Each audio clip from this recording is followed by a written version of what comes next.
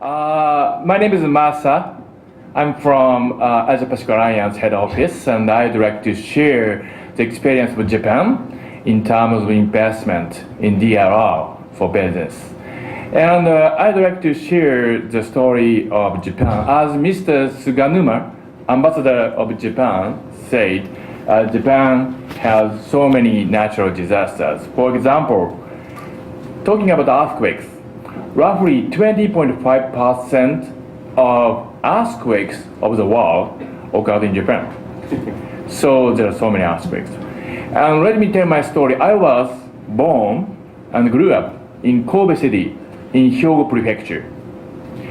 And as you may know, in 1995, we had a terrible earthquake in Kobe City. And in this earthquake, roughly 6,000 people were killed in a day. And one thing I'd like to share is that it was January 17th, it was winter. And just one day, until one day before the earthquakes, everybody in Kobe City said that Kobe is safe. Kobe has no earthquakes in its history. So what I'd like to share is no place on this planet is safe. And another story is that my father, who was 58 years old in 1995 when earthquake happened, he ran a small factory, manufacturing business. And he produced boxes for industries. And luckily enough, his company, who employed roughly 40 employees, survived from the earthquake. So the factory was completely safe, and all 40 employees were safe from the disaster. However, he needed to shut down his factory for almost a month. Why? Because of the damage of supply chain. In order to produce boxes, he needed to purchase materials, accessories, and parts. And all related businesses were shut down because of the earthquakes. So the supply chain management and investment for BCP is not just limited inside the company. We need to work together with other companies. This is one thing I'd like to share. So before coming into the Japan case of the investment, I'd like to ask one question. How do you think if investment in disaster risk reduction contribute to its economic growth or not? How do you think? If we invest in DRR, it will contribute to the growth of economy? The answer is yes. There are several researches regarding this topic, so the relationship between the investment and economic growth. This is a case of Pakistan. This is a projection of the growth of GDP. The highest graph, it's present no disaster case. So if there is no disaster at all in Pakistan, the economy will grow significantly. But given the situation where roughly 80% of the victims of natural disaster living in Asia, we cannot be such optimistic.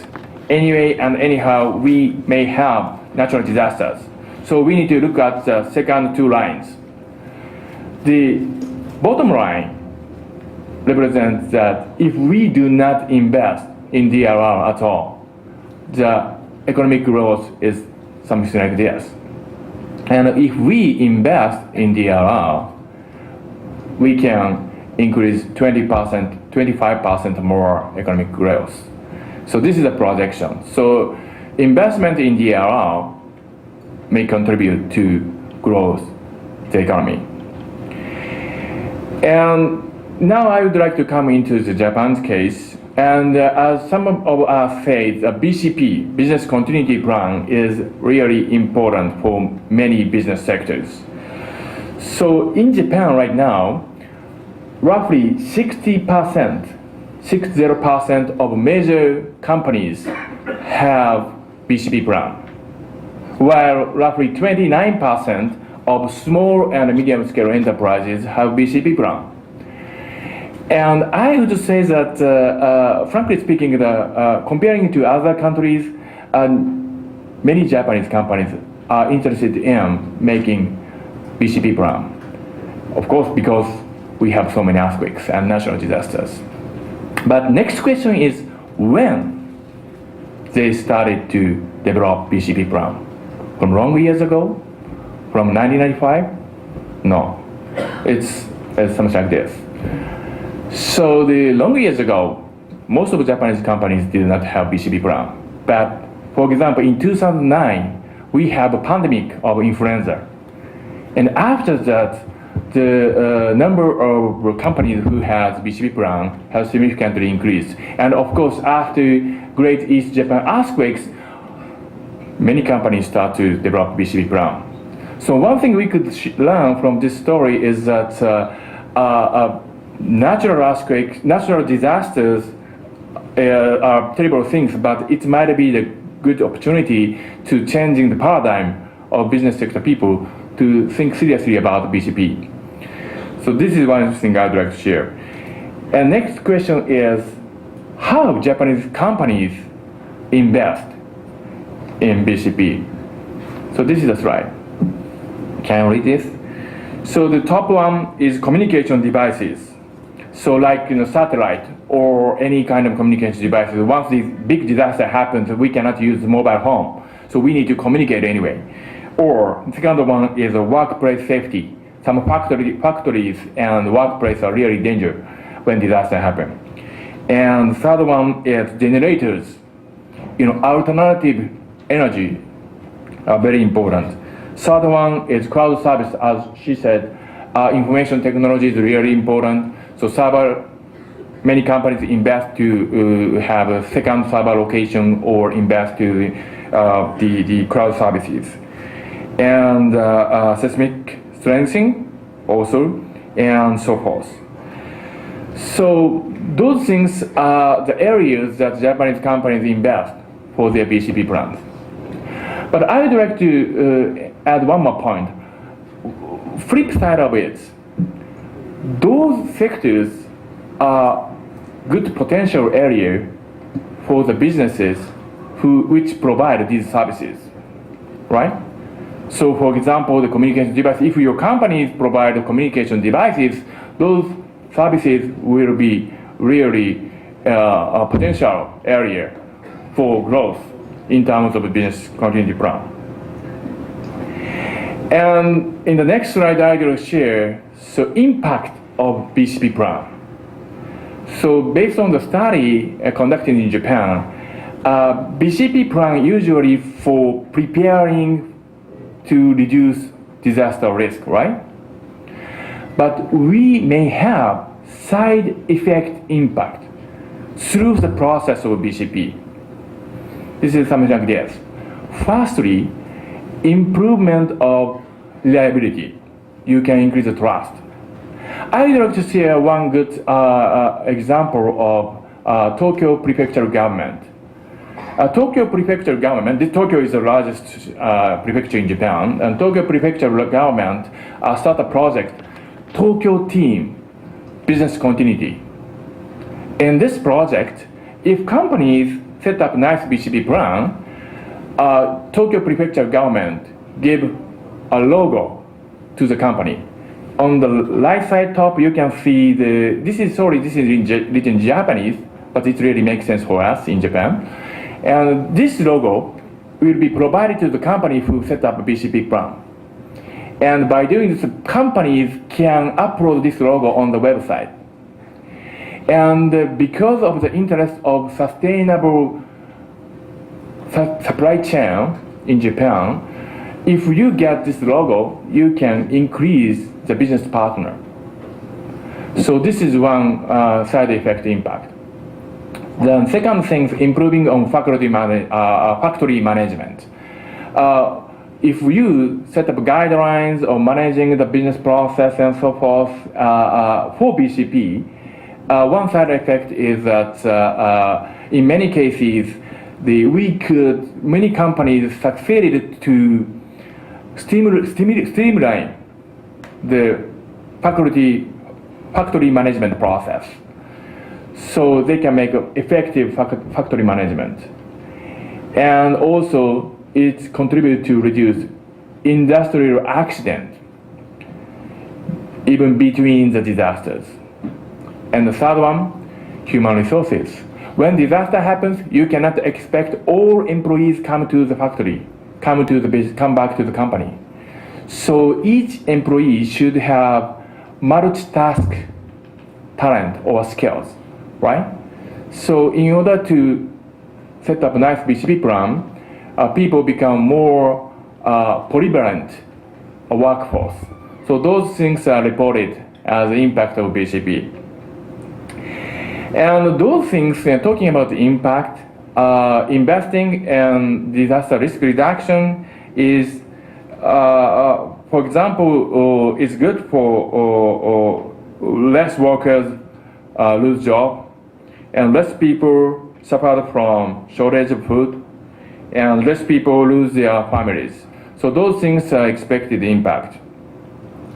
And also another example is the dual purpose investment. As Ken explained his presentation, I like really this story. This is an amphibious vehicle.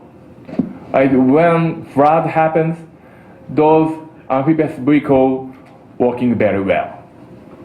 But during the disaster, it's useless.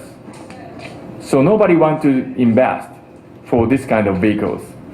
But if we can combine the tourism business and this amphibious vehicles between the disasters, we can use this one for the tourism business.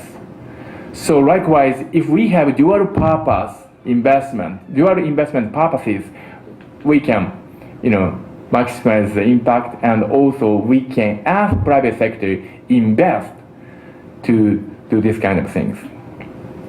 And in my last part, I'd like to add one more thing.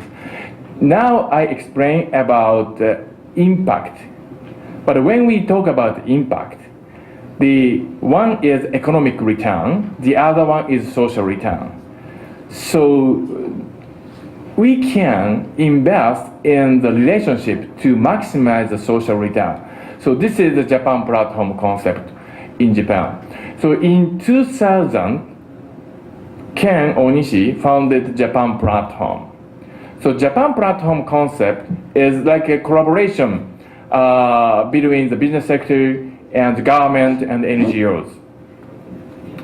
And before Japan platform was established, when disaster happens, tens of NGOs send some proposal to hundreds of corporates to get grant. Usually it's really miserable things. And many corporates want to do something for the disaster victims, but usually they don't know which NGO is which NGO is effectively working in the ground, and so forth. So in this platform concept, before the disaster, we formed this Japan platform, and the Japan Business Federation, this is the largest business federation in Japan, like Toyota, Sony, whatever join, and the Japanese government and 40 NGO working together to make platform. And when disaster happened, instead Japanese companies give direct financial assistance to NGOs, they provide financial assistance to Japan platform, and the Japan platform decide which NGO should be beneficiary. By doing this, we can facilitate the in-kind and financial assistance to the victims. So in our Great East earthquake in 2011, also it worked well. For example, in disaster happens, the supermarket chain can provide foods and medicines and so forth, but they don't have trucks to distribute to the field. So this platform arranges the boat and trucking company to provide transportation. And by doing this, we can help more victims. And in the long run, from the disaster affected field, we can purchase products and services and sell to the market. So those kind of collaboration also occurred in Japan. So I would like to say that investment, when we talk about the investment, always when we conduct investment, we expect some returns. It might be the economic return, but it might be the social return. But in order to maximize those kind of social and economic returns, we need to work together, we need to collaborate together. Collective impact is really essential in disaster management field. Thank you very much.